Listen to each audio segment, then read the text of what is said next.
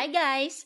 Welcome and welcome back sa aking munting kusina. Kung bago ka pa lang sa aking channel, my name is Irene. At alam nyo ba, excited lang naman ako for today's episode dahil trending ito online at nakailang trial and error muna ako bago ako naging satisfied sa result. And guess what? Ito ay half-kilo recipe kaya saktong-sakto para sa mga naghahanap ng extra income na hindi kailangan ng malaking puhunan. Because for today's recipe, I will be sharing with you my version of Milk Bomb.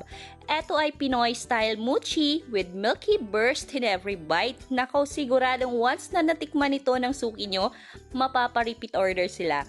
So please watch the video until the end dahil hindi lang full procedure and recipe ang isi-share ko sa inyo, but also some important tips para sa mga first time pa lang ito gagawin. Para sa ating written ingredients and costing, please check description box. So tara, let's get started! Umpisahan muna natin sa ating palaman which is creamy milk filling na talaga namang melt in your mouth. So meron ako ditong 1 can ng 370 ml ng evaporated milk, half cup ng condensed milk,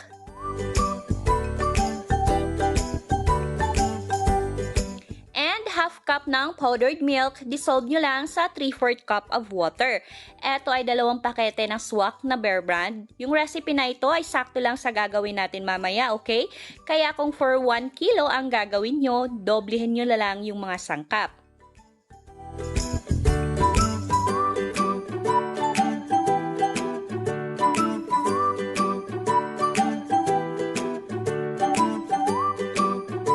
Mag-a-add din tayo dito ng 4 tablespoon ng cornstarch, then mix lang natin mabuti hanggang wala ng buo-buo or lumps. Salang natin ito sa ating kalan, over medium-low heat lamang at continuous lang sa paghahalo hanggang sa malapot na ang ating mixture. Disclaimer lang guys ha, this is my version ng Milk Bomb so di ko kiniklaim na ganito din yung recipe ng trending na Milk Bomb sa market. Pero subukan nyo to guys, kahit balikan nyo ko dito kung di masarap. Bentahan neto online ay nasa 135 to 140 pesos per tub. Sa mga reseller naman, pinibenta nila ng 160 to 170 pesos per tub. Pero syempre gagawa natin ang costing ito para may idea din kayo magkano ang ginastos natin at kung magkano ang pwede nyong tutubuin. Guys, dapat continuous lang sa paghahalo para hindi siya magbuo-buo. At this point na malapot na yung ating mixture, set natin to low heat yung ating apoy. Then add 1 tablespoon of butter or margarine. Then haluin lang ulit natin ito for about 2 minutes lang until mag-melt lang yung ating butter.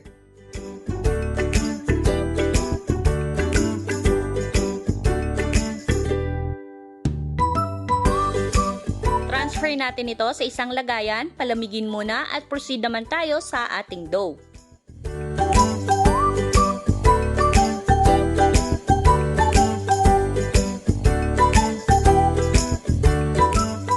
Gagamit tayo dito ng 500 grams or half kilo ng glutinous rice flour.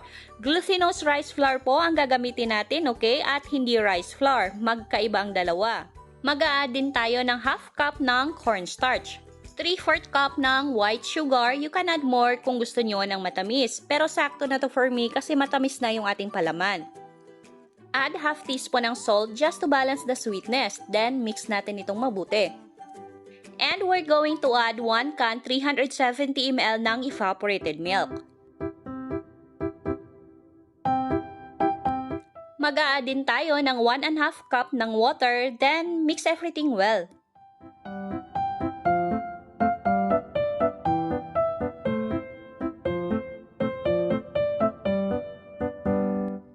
So, dapat ganito na siya ka-smooth, wala nang buo-buo. Now, we're going to add 1/4 cup ng melted butter or margarine.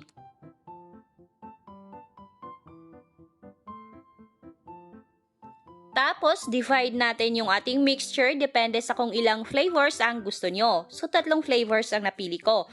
Strawberry, ube, and mango. Mag-a-add lang tayo ng tig 1 teaspoon of your choice of flavoring. You can also add food coloring para ma-enhance yung color ng ating Milk Bomb. At habang ginagawa pa natin ito, para sa mga hindi pa nakapag-subscribe, please subscribe sa ating YouTube channel and please click the notification bell and click all para ma-notify kayo pag may bago tayong uploads. At kung hanap nyo naman ay easy breakfast ideas, murang ulam recipes at hindi maingay na kosinera, well, sagot ko na rin kayo dyan. Guys, please support my second channel, Kitchenatics. We'll be uploading easy and quick recipes, mostly breakfast ideas at ulam naman, para naman may pang merienda at negosyo kayo dito sa Taste of Pinas at may pang ulam din kayo sa Kitchenatics. At dahil i-steam natin ito, gagamit ako ng lianera. Pero pwede kayo gumamit ng kahit anong meron o available kayo sa bahay. I-grease lang natin ito ng butter or you can use vegetable oil.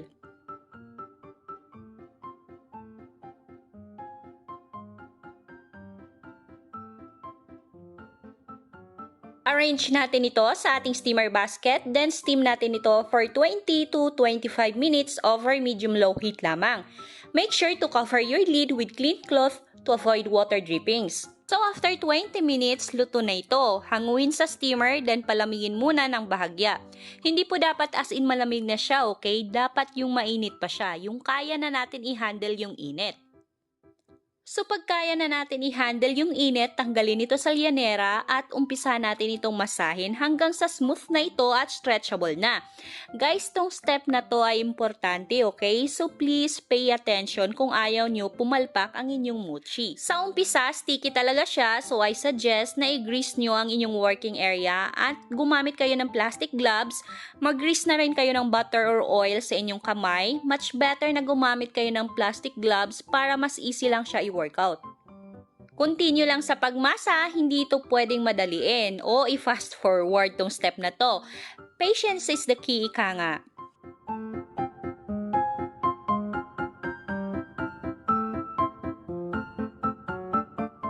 Malalaman mo na pwede na yung dough natin pag ganito na siya. Nai-stretch na natin ng bongga. Pag hindi pa, kulang pa sa masa yan.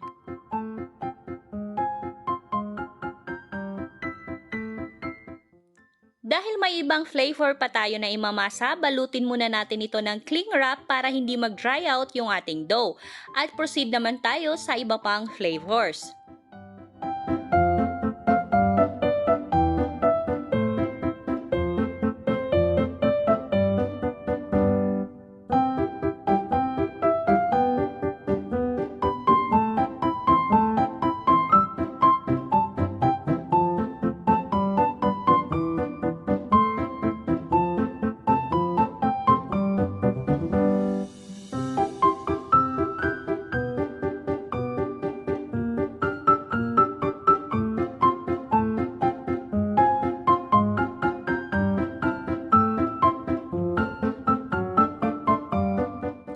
Now na ready na lahat ng ating dough, i-divide natin ito depende sa kung gaano kalaki ang gusto nyong mochi or milk bomb.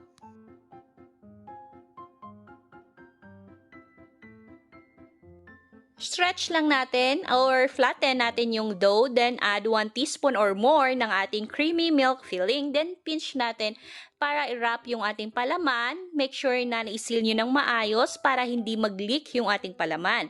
Tapos ay i-coat natin ito ng desiccated coconut, then chill natin for 30 minutes to 1 hour. Oh, and by the way, make sure na naka-gloves kayo dahil luto na ito at di nalulutuin pa to avoid contamination at para tumagal yung shelf life ng ating milk bomb.